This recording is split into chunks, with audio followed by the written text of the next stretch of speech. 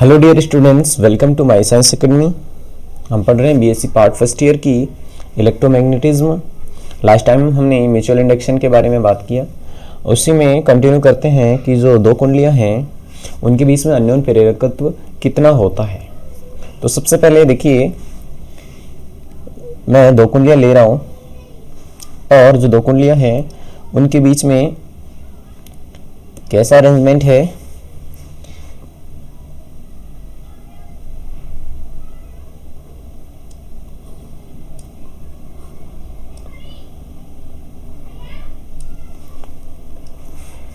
कि जो दो कुंडलियां हैं उसमें मेरे पास जो फेरों की संख्या है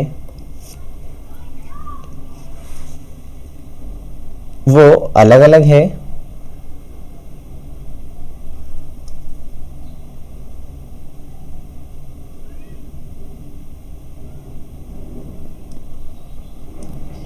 ये मैंने प्राथमिक कुंडली बनाई है और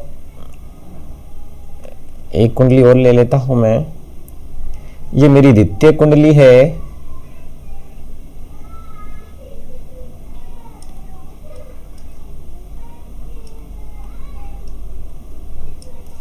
अब जो प्राथमिक कुंडली है उसमें मैं फेरों की जो संख्या है वो n1 मान रहा हूं, यानी कि जो नंबर ऑफ टर्न्स है फेरों की संख्या प्राथमिक कुंडली में n1 है और जो द्वितीय कुंडली है उसमें n2 मान रहा हूं। अब जो दोनों कुंडलियां हैं, ये मेरी कुंडली 1 है, कुंडली 1, और ये मेरी कुंडली 2 है। अब देखिए, जो दोनों कुंडलियां हैं उसमें जो प्रत्येक कुंडली की लंबाई है वो मेरी फिक्स है, वो मैंने L ली है दोनों के लिए। ऐसे इनका जो अनुप्रस्थ काट क्षेत्रफल है, ये जो क्रॉस सेक्शन एरिया है ये वाला, ये A है। तो देखिए कि जो प्राथमिक कुंडली है उसमें कुल फेरों की संख्या जो मैंने n1 और n2 मान ली। अब जो इसकी इकाई लंबाई है, इसकी कुल लंबाई कितनी है? L है। इसमें कुल फेरों की संख्या कितनी है? n1 है। यानी कि जो दोनों कुंडलियां थी उसमें फेरों की संख्या हमने n1 और n2 ले ली। प्रत्येक कुंडली की जो लंबाई है वो L1 है, स्मॉल L से डिनोट कर दिया मैंने, और इसका जो अनुप्रस्थ काट क्षेत्रफल है वो A है। अब जो कुंडली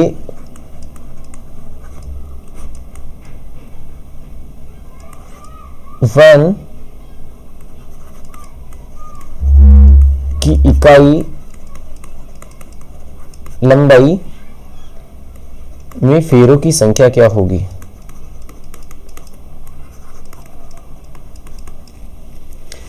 वो होगी n1 इक्वल टू,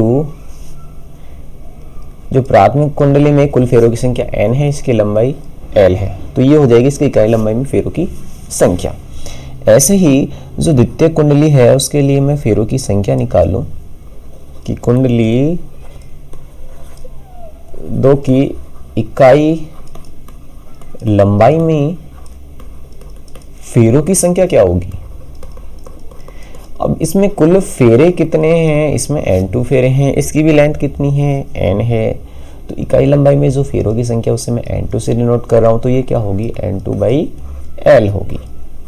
तो यहां से मेरे पास n1 और n2 की वैल्यू आ चुकी है। तो देखिए,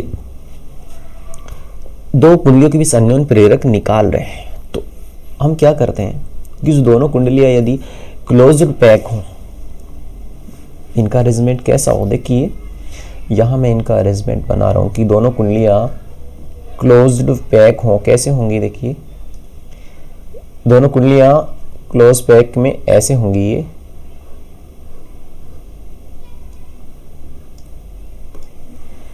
ये जैसे कुंडली 1 है, ये कुंडली 2 है, दोनों क्या है? क्लोज पैक है।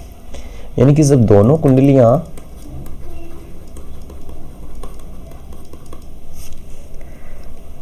संकुल कोष्ठित यानी कि क्लोज्ड पैक हो,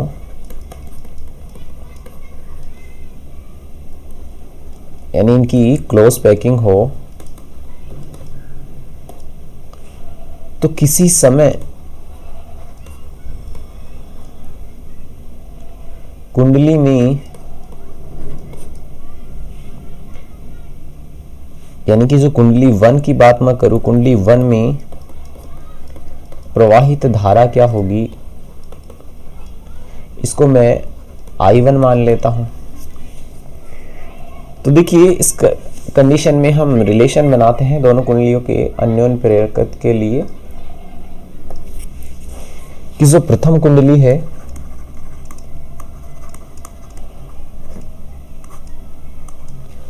उसमें उत्पन्न चुंबकीय क्षेत्र वो कितना होगा, उत्पन्न चुंबकीय क्षेत्र।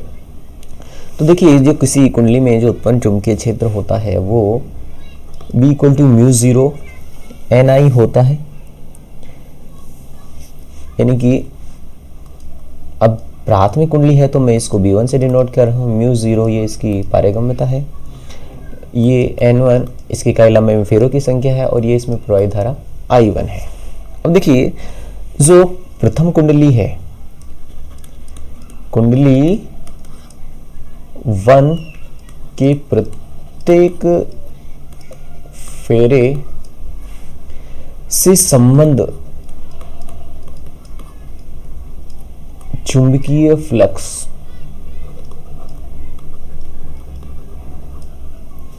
वो कितना होगा, इसको मैं मान लेता हूं φ1 डैश से डिनोट कर देता है। ये होता है B × A, उसमें जो चुंबकीय क्षेत्र है और उसके अनुप्रस्थ काट के मल्टीपल के इक्वल होता है। तो B1 है यहाँ मेरे पास, तो B1 × A, तो φ1 कितना होगा, चूंकि ये B × A होता है तो यहाँ मेरे पास B1 है, B1.A करूँगा, यानी कि φ1 हो जाएगा μ0 N1.I1.A। अब देखिए यहाँ जो मेरे पास जो दोनों कुंडलियाँ हैं वो क्लोज्ड पैक हैं, तो जो प्रत्येक कुंडली 1 का जो प्रत्येक फेरा है वो चुंबकीय फ्लक्स के लिए कुंडली 2 के प्रत्येक फेरे से संबंध होगा। लिख सकते हैं आप लैंग्वेज इसमें कि दोनों कुंडलियां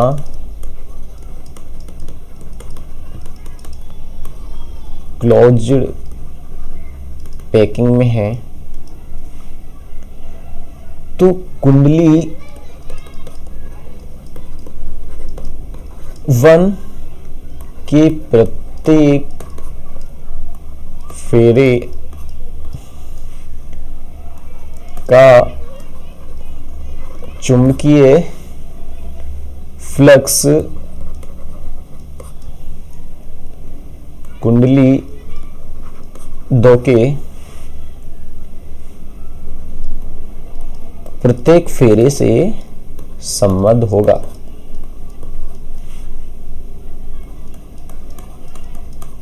इससे क्या होगा कि अगर जो कुंडली 1 है उसके प्रत्येक फेरे का संबंध अगर चुंबकीय फ्लक्स द्वितीय कुंडली के चुंबकीय फ्लक्स से हो रहा है, यानी कि कुंडली जो 2 है उसके प्रत्येक फेरे से संबंध चुंबकीय फ्लक्स कितना होगा, अभी हमने कुंडली 1 के लिए निकाला। तो ऐसे कुंडली 2 के प्रत्येक फेरे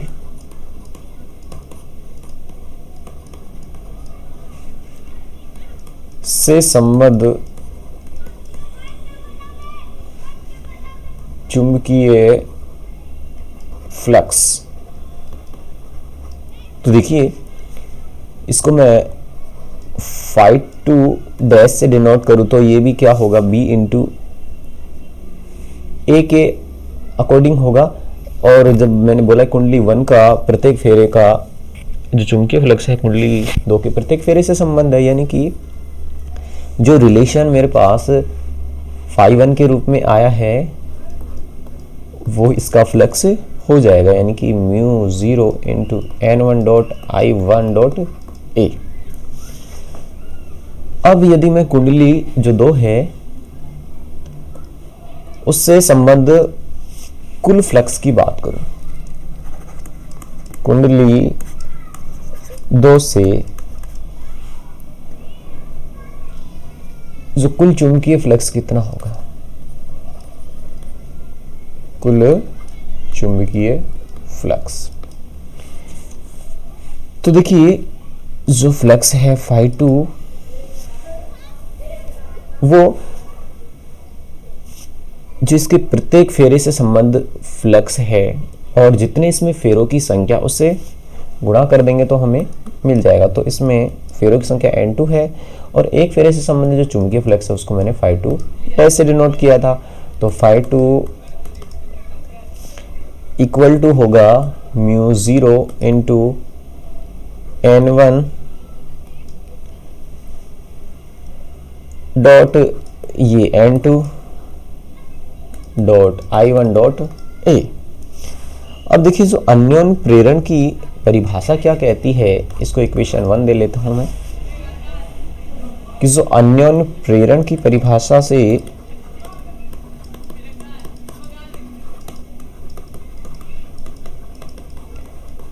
लास्ट टाइम हमने निकाला था कि जो फ्लक्स है दोस्तों, ये जो फ्लक्स है इसको कभी मैं ऐसे डिनोट कर देता हूँ, ऐसे तो दोनों एक ही बात है, ये फ्लक्स को हम ऐसे डिनोट कर सकते हैं। φ2 equal to M21 dot I1, इसे इक्वेशन 2 दे लेते हैं क्योंकि ये यहाँ से मैं नेक्स्ट इसमें रिलेशन बनाऊंगा।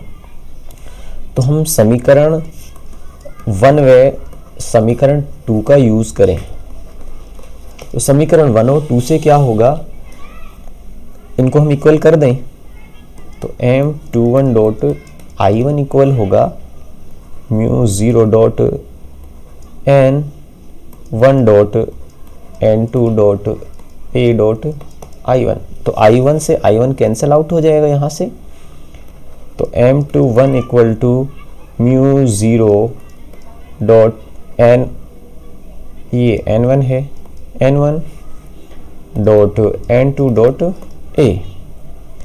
अब देखिए यहाँ से हम जो इकाई लंबाई में फेरों की संख्या है उसके लिए रिलेशन N1 इक्वल टू होता था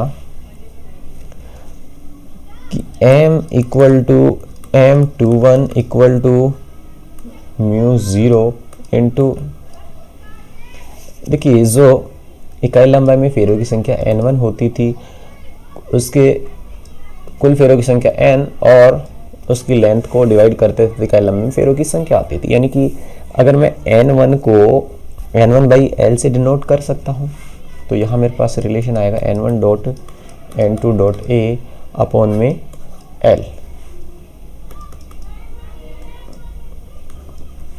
अब देखिए कि दो कुंडलियां हैं उनके बीच से जो आपेक्षिक चुंबकीय पारगम्यता की यदि हम क्रोड रखते हैं, कि जो अभी हमने कुंडलियां बनाई थी, यदि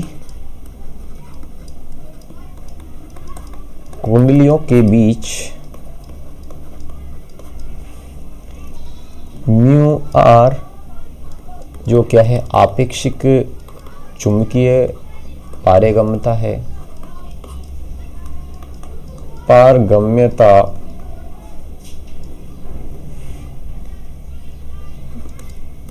की क्रोड रखी जाए तो क्या होगा, जो M इक्वल टू हो जाएगा μ0 इंटू जो आपेक्षिक पारगम्यता की कोड रखी है वो इनके मल्टीपल में आ जाएगा, यानी कि N1 dot N2 into A by L। ये हमारे पास एक नया रिलेशन आ जाता है कि जब कोई क्रोड दो कुंडलियों के बीच में रखी जाए। अब नेक्स्ट हम देखते हैं कि जो अन्योन्य प्रेरकत्व है और स्वयं प्रेरकत्व में क्या रिलेशन होता है।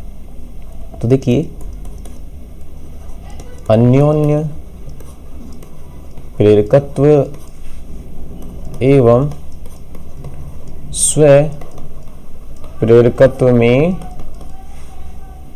संबंध।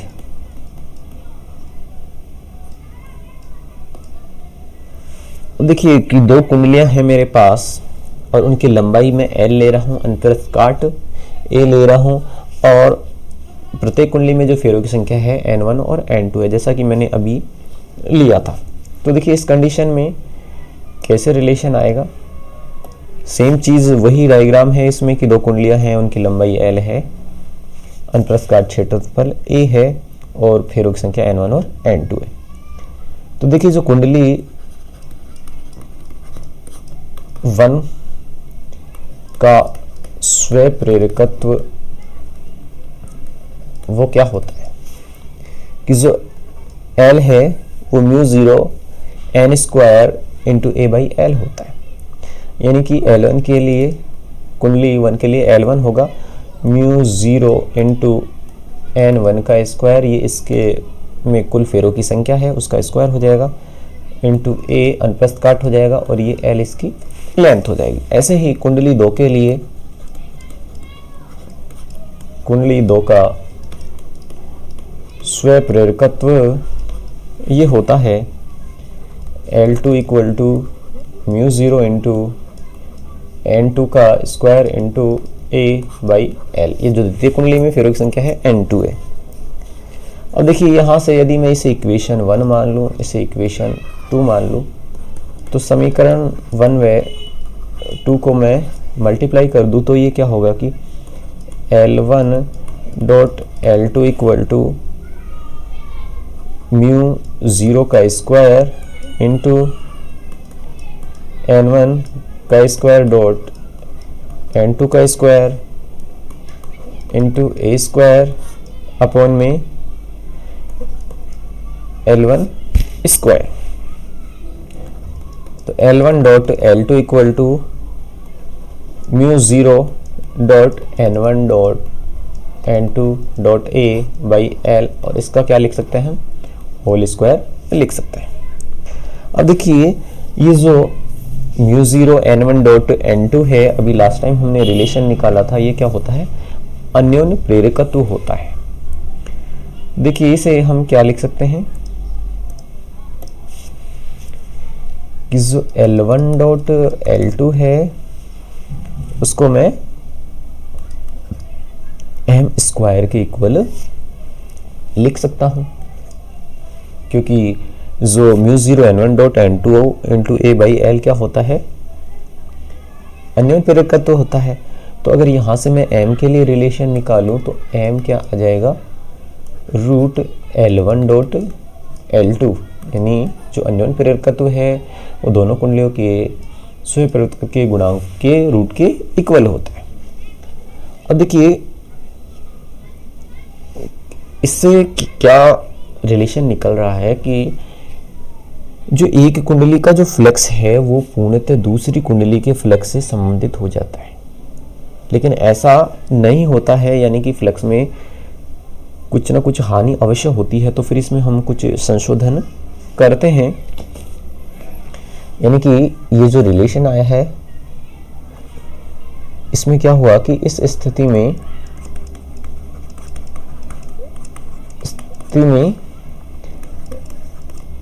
एक कुंडली का फ्लक्स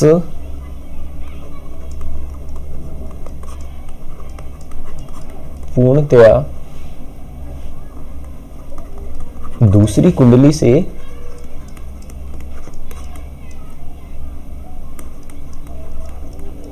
संबंधित हो जाता है।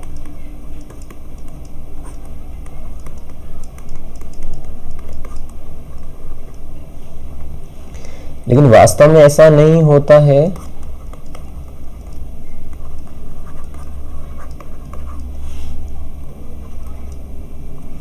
फ्लक्स में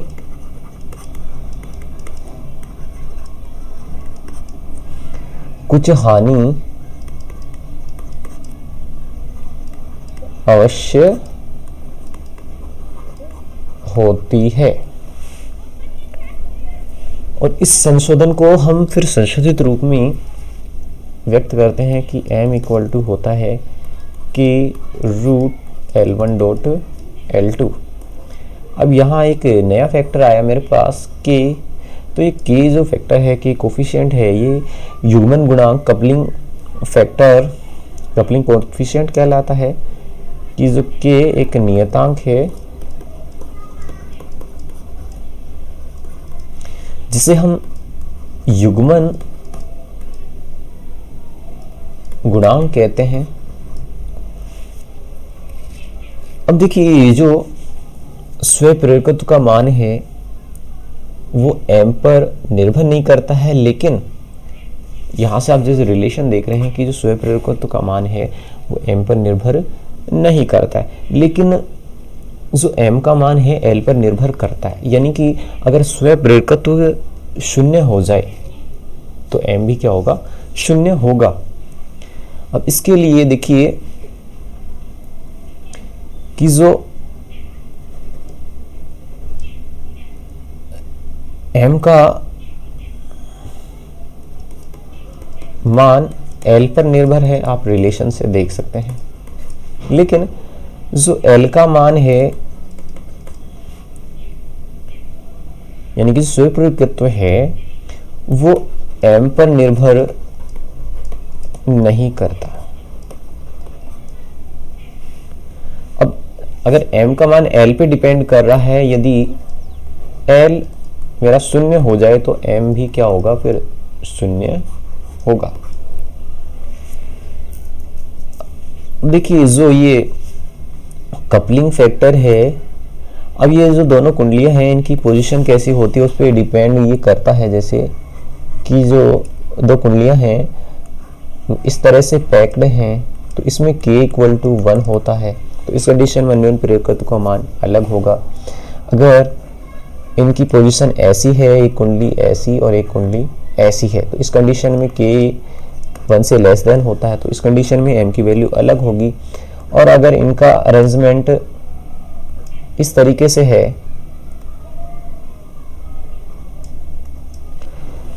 तो इस कंडीशन में k = 0 होगा, तो इस कंडीशन में m की वैल्यू भी 0 होगी। तो ये तीन डिफरेंट कंडीशन हमने देखी जिसमें m की वैल्यू डिफर करेगी। तो आपने मेरे को पेशेंस से सुना, इसके लिए धन्यवाद।